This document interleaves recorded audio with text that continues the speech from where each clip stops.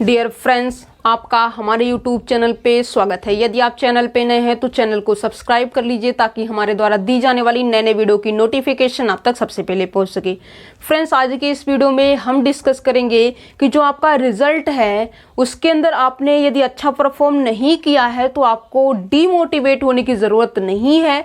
आपको भी अपने तरीके से वर्क करना है और वो कैसे वर्क करना है, इन सब चीज़ों के बारे में हम डिस्कस करेंगे, ठीक है। और जो आपका नेक्स्ट एग्जाम रहेगा वो कब रहने वाला है, इन सब चीज़ों के ऊपर हम डिस्कस करेंगे। तो वन बाय वन करके हम स्टेप बाय स्टेप इनको डिस्कस करने की कोशिश करते हैं। तो सबसे पहला स्टेप ये है कि यदि आपके अच्छे मार्क्स है तो अच्छी बात है, कांग्रेचुलेशंस। यदि आपके मार्क्स अच्छे नहीं हैं तो वहाँ पे आपको सबसे पहले जो आपका रिजल्ट है उसको एनालाइज करना है और एनालाइज करने के बाद ये देखना है कि आपके वीक पॉइंट्स कहाँ से हैं। आपने प्रैक्टिस क्वेश्चन की नहीं करी, इस वजह से आपको मार्क्स कम मिले। दूसरा रीजन ये हो सकता है कि आपने थ्योरेटिकल पोर्शन को स्टडी तो किया बट एग्जाम के अंदर उन चीज़ों को भूल गए। दो बातें हो गई। तीसरी वजह ये हो सकती है कि एग्जाम के अंदर एग्जाम का प्रेशर, ठीक है। तीन चीज़ें ही आपके यहाँ पे इफेक्ट डाल सकती है और इन तीनों चीज़ों को कैसे हम दूर कर सकते हैं, इन पे हम वन बाय वन डिस्कस करेंगे। सबसे पहले यहाँ पे बात करते हैं एग्जाम का प्रेशर क्या है। सबसे पहले बात करते हैं यदि एग्जाम का प्रेशर, आप कहेंगे कि एग्जाम का प्रेशर था इस वजह से जो हमने अपना परफॉर्मेंस है वो अच्छा नहीं दे पाए, ठीक है।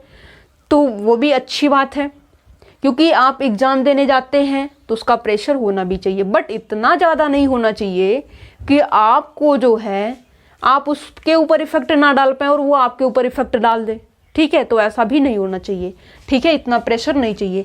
अब यहाँ पे पहली बात ये है कि जो आपका पेपर है उसको पेपर की तरह ट्रीट मत कीजिए, उसको आप एक टेस्ट, नॉर्मली टेस्ट की तरह से ट्रीट कीजिए और सिंपली यहाँ पे अपने बिल्कुल नॉर्मल माइंड के साथ वर्क कीजिए। ऐसा मत मान के चलिए कि हम टेस्ट मान के चलेंगे ना तो यहाँ पे आपको ये रियलाइज होगा हाँ बिल्कुल नॉर्मल सा टेस्ट है, जैसे आप टेस्ट सीरीज वगैरह देते हो उसी के अंदर वर्क आपको करना है, तो आप अच्छे से वर्क कर पाएंगे। थोड़ा वहाँ से जो आपका प्रेशर है वो डिक्रीज हो जाएगा, ठीक है। अब यहाँ पे देखिए, दूसरा यहाँ पे आपको अपने माइंड में ये रखना है कि जो यहाँ पे पेपर है CSIR नेट का, ये हमारी लाइफ नहीं है। ये जो पेपर है ये हमारी लाइफ का एक पार्ट है, ठीक है। तो यहाँ से भी कुछ आपका प्रेशर डिक्रीज हो जाएगा। दो बातें इसको डिक्रीज करने के लिए हमने बताई है, ठीक है। यदि आपको इसको अगेन सीन करना है तो आप वीडियो को बैक करके फिर से देख सकते हैं। अब यहाँ पे हम उस बात को रिपीट नहीं करेंगे। दूसरा पॉइंट, पहली पॉइंट तो यहाँ पे जो है आपको एग्जाम के अंदर प्रेशर का, दो बातें हमने बता दी कि ये आपका जो है एग्जाम को आप लाइफ मत समझिए, लाइफ का पार्ट समझिए, ठीक है।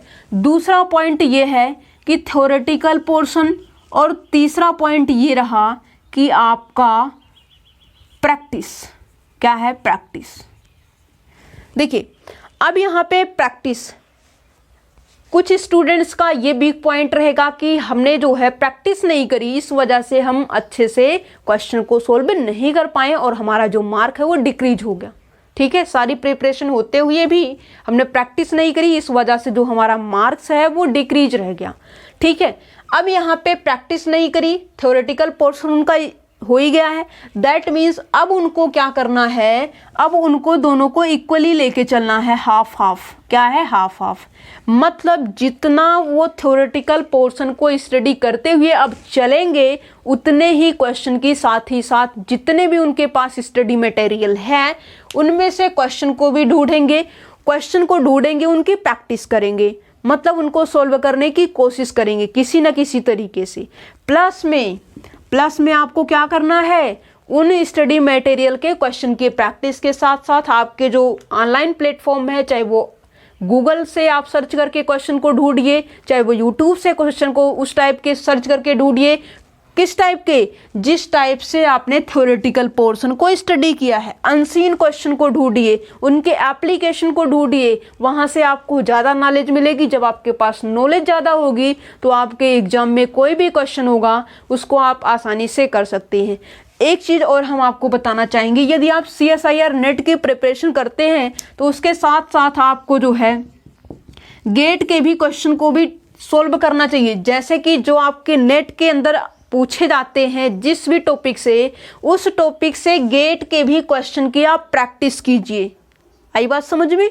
आपको हम ये नहीं कह रहे हैं कि आप एग्जाम दीजिए पर्सनली, ठीक है, बट आपको इन टाइप के जो पेपर्स है उनको आप डाउनलोड कीजिए। वहाँ से जब आप डाउनलोड करेंगे, जो आपने थ्योरेटिकल पोर्शन यहाँ से स्टडी किया है, आपके पास जो CSIR नेट के क्वेश्चन इस टॉपिक से आए हैं, उन टॉपिक को देखिए कि क्या आपसे क्वेश्चन हो पा रहे हैं या नहीं। प्लस में आप गेट के जो पूछे गए प्रीवियस ईयर में है उस टॉपिक से, उन क्वेश्चन को भी आप सोल्व कीजिए। दैट मीन्स दो चीज़ें आपको मिल गई। प्लस में आपको यदि गूगल से उस टाइप के कोई नया क्वेश्चन मिलता है तो उसको भी सोल्व कीजिए, सोल्व करने की कोशिश कीजिए और उसका आंसर भी फाइंड आउट कीजिए। ऐसा नहीं कि आप क्वेश्चन को देख लीजिए उसका आंसर क्या रहेगा क्या नहीं रहेगा, उसको बिना कंफर्म किए आगे बढ़ जाइए, ठीक है। किसी न किसी तरीके से ये आपका फर्ज है, आप इसको कीजिए, ठीक है। प्लस में आपको क्या करना है, प्लस में आपको जो है कहीं से भी इस टाइप के क्वेश्चन जो आपने थ्योरेटिकल पोर्शन को स्टडी किया है उसको सोल्व, अब इसको तो कम टाइम लगेगा बट इनकी प्रैक्टिस यहाँ से भी करनी है, इसकी प्रैक्टिस CSIR नेट के प्रीवियस क्वेश्चन से भी करनी है, गूगल से भी करनी है और यूट्यूब से भी करनी है, ठीक है। तो दैट मीन्स यहाँ पे जो है इतनी प्रैक्टिस में इन सब चीज़ों को इंक्लूड कीजिए। क्या है? इन सब चीज़ों को इंक्लूड कीजिए, ठीक है। दो बातें हो गई। अब यहाँ पे जो है थ्योरेटिकल पोर्शन यदि आपका वीक है तो इसको आप स्ट्रॉन्ग करने की कोशिश करिए, यदि ये आपका वीक है तो इसको स्ट्रॉन्ग करने की कोशिश करिए। अब जो चीज़ें स्ट्रॉन्ग है उनको ज़्यादा फोकस मत कीजिए, लेकिन हम ये बिल्कुल भी नहीं कहेंगे कि उनको बिल्कुल पढ़ना ही बंद कर दीजिए, ठीक है। उनको भी साथ ही साथ लेते हुए चलिए, लेकिन जो वीक पॉइंट्स है पहले आप उनको स्ट्रॉन्ग कीजिए, पहले ढूंढिए। चाहे वो ढूंढने में 1 दिन का टाइम लगे, 2 दिन का टाइम लगे, 3 दिन, 4 दिन, 5 दिन, मैक्सिमम 5 डेज के अंदर आपको लिमिटेशन रख देनी है कि जो हमारा वीक पॉइंट है उसको हम सर्च करेंगे कि हमारा वीक पॉइंट क्या है और उसी को हम स्ट्रॉन्ग करेंगे, उसी को हम ढाल बनाएंगे और उसी से हम जो है इस एग्जाम को क्रैक करेंगे, ठीक है। और ये नहीं कि हमारा वीक पॉइंट ये है इसी वजह से हम उसी वीक पॉइंट्स को आप बार बार रिपीट मत होने दीजिए। और यदि आप रिपीट नहीं होने देंगे तो हम दावे के साथ कह सकते हैं जो नेक्स्ट एग्जाम रहेगा उसके अंदर आप अच्छे से परफॉर्म कर पाएंगे, ओके। तो यहाँ पे ये सारी चीज़ें रह गई। आपने जो है प्लस इसके साथ में पार्ट ए पे भी फोकस करना है आपको। पार्ट ए से आपको एटलीस्ट बोल दिया, दैट मीन्स 10 मार्क ऐड होना चाहिए। क्या है? एटलीस्ट बोल दिया तो 10 मार्क यहाँ पे पार्ट ए से भी आपके नंबर में ऐड होना चाहिए। और यदि आपने मान लीजिए नेट क्वालिफाई कर लिया इन सब से और मान लीजिए 10 मार्क आपको कहीं से मिल जाए तो क्या अच्छी बात है, ठीक है। तो इसी वजह से इसको बोनस के तौर पे रखिए और यदि 10 मार्क यहाँ से मिल जाते हैं तो आपका JRF क्वालिफाई हो जाएगा। इसलिए इसको लाइटली मत लेके चलिए पार्ट ए को। पार्ट ए को भी अच्छे से स्टडी करते हुए चलिए ताकि आप 5 क्वेश्चन को सोल्व कर सके और 5 2 जा 10 मार्क अच्छे से गेन कर सके और अपने नंबर में ऐड करते हुए अपनी रैंक को इंक्रीज कर सके, अपने रैंक को, अपना जो परफॉर्मेंस उसको अच्छा दे सके और रैंक को डिक्रीज कर सके, ठीक है। ये बात रही। अब प्लस में अब बात ये आती है कि यहाँ पे इन सब चीज़ों को करने के लिए हमारे पास टाइम कितना है। तो टाइम की यदि हम बात करें तो आपके पास बिल्कुल भी टाइम नहीं है। यदि यहाँ पे मार्च की बात करें तो यहाँ पे ये मान के चलिए कि 15 मार्च आपके पास, मान के चलिए 15 डेज मार्च में बचे हुए हैं और यहाँ पे अप्रैल है, मई है और जून है, ठीक है। 3.5 मंथ आपके पास बचे हुए हैं।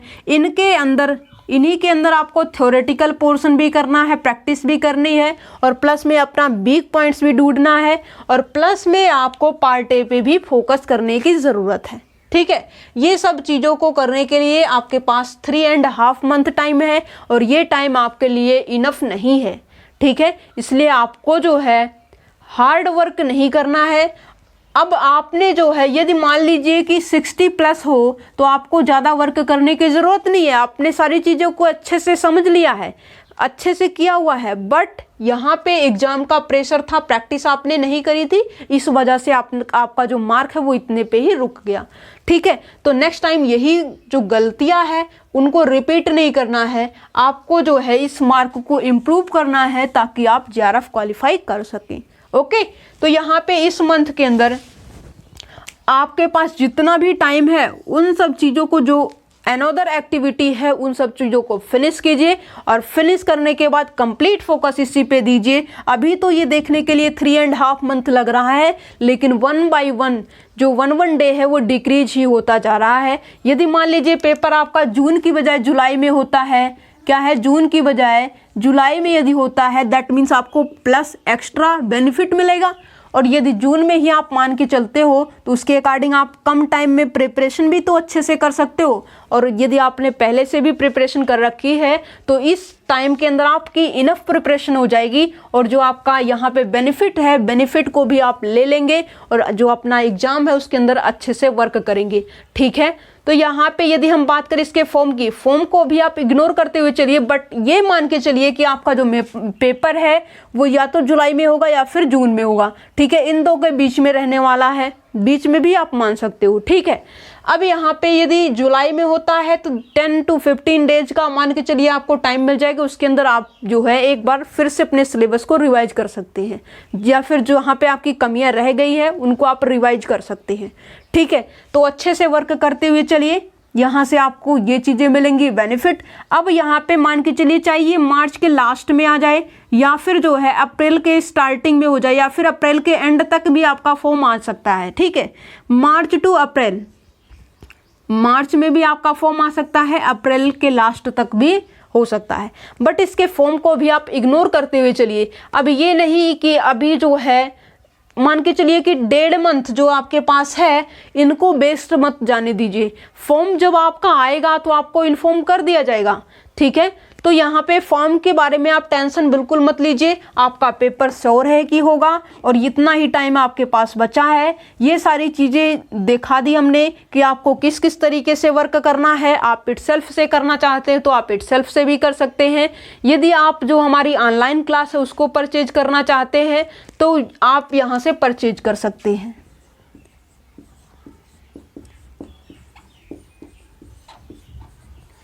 $63077844040। ठीक है, यहाँ से आप व्हाट्सएप करेंगे तो सारी इन्फॉर्मेशन आपको मिल जाएगी, और ऑनलाइन क्लास से रिलेटेड वीडियोज को भी हमने पहले से ही अपलोड कर दिया है, किस तरीके से हमारी रहेंगी, क्या क्या चीज़ें होंगी, तो ये सारी चीज़ें आपको मिलेंगी। और इसके अंदर जो आपकी ऑनलाइन क्लास रहेगी, ऑनलाइन क्लास के साथ साथ आपको टेस्ट सीरीज भी प्रोवाइड की जाएगी। यदि आप अलग से लेना चाहते हैं उसके लिए भी आपको यहाँ से कॉन्टेक्ट करना पड़ेगा। ठीक है, और टेस्ट सीरीज आपके जो मार्क्स है उसको इम्प्रूव करने में, आपकी जो नॉलेज है उसको इम्प्रूव करने के लिए काफ़ी बेस्ट मीडियम है। ओके, तो ये सारी चीज़ें रही, इन्फॉर्मेशन आपको किस तरीके से वर्क करना है, और आपको निराश बिल्कुल भी नहीं होना है। ठीक है, और यदि आप यहाँ पे मान लीजिए कि आपके मार्क्स 60 है और आपने सोचा कि अब 60 है, ये कभी इंक्रीज नहीं हो सकता, अब यहीं पे हम अपनी प्रिपरेशन को एंड कर देते हैं, तो हम यकीन के साथ ये कह सकते हैं कि आप अपने लाइफ में पहली गलती करने जा रहे हैं, और यदि आपने गलती कर दी तो पूरी लाइफ आपको पछताने के सिवा कुछ भी नहीं मिलेगा। मेरी बात याद रखिएगा।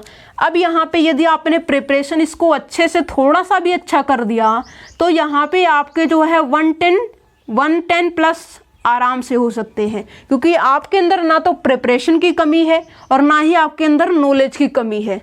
कमी तो सिर्फ आपके टाइम की है कि आप जो है उस टाइम को किस तरीके से यूटिलाइज करते हैं। जो आपका एग्जाम प्रेशर है वो आपके ऊपर ज़्यादा हावी होता है, या फिर आप प्रैक्टिस नहीं करते हैं, या फिर आप थ्योरेटिकल पोर्शन को ज़्यादा टाइम नहीं दे पाते हैं। तो जो आपका वीक पॉइंट्स है पहले आप वीक पॉइंट्स को ढूंढिए, और वीक पॉइंट्स को यदि आप ढूंढ लेते हैं तो आप उसी को ढाल बनाइए, और उसको ढाल बनाते हुए अपना जो परफॉर्मेंस है नेक्स्ट जब एग्ज़ाम रहेगा उसके अंदर आप अच्छे से करेंगे। ठीक है, आई होप हमने जो आपको समझाने की कोशिश करी आपको अच्छे तरीके से समझ में आई, और यदि यहाँ पे जो है आपको कोई प्रॉब्लम रहती है तो आप यहाँ से अपनी जो क्वेरी है उसको आप दूर कर सकते हैं। Okay, thank you so much.